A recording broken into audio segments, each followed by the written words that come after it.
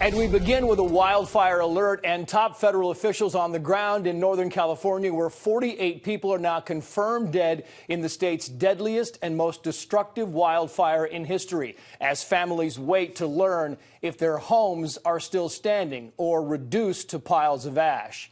Search crews are still uncovering bodies as they pick through the scorched remains of neighborhoods, including the town of Paradise.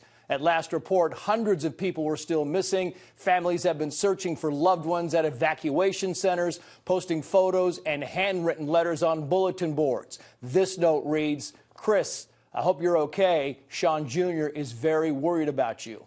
Here in Southern California, officials say they found a body in the burn zone of that wildfire that has been scorching the Malibu area. If confirmed, it would be the fire's third known victim. Take a look at this, a surveillance camera capturing the final moments of a house in Malibu as the wildfire closed in last week, embers swirling in the wind. The homeowner told our Fox station KTTV he got his family out safely with just the clothes on their backs, but the house they just remodeled months ago is gone.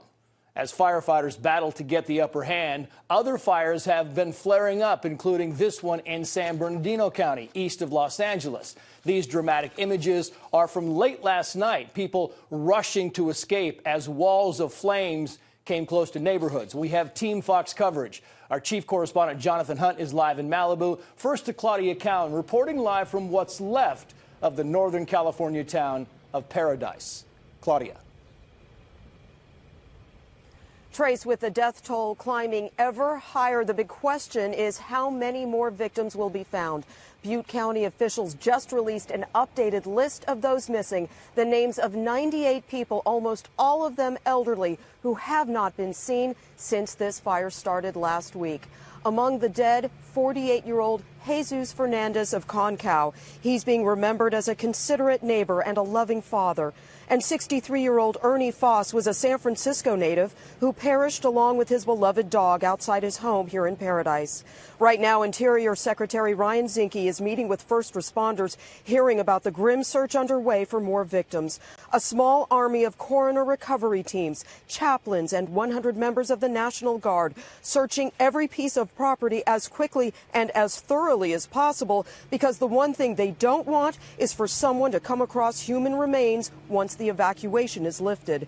Still no word on when that will happen. The not knowing about their loved ones or their homes, coupled with this very unhealthy air, adding to the anxiety for 52,000 evacuees. Many shelters are filled to capacity, leaving those with nowhere else to go camping in parking lots.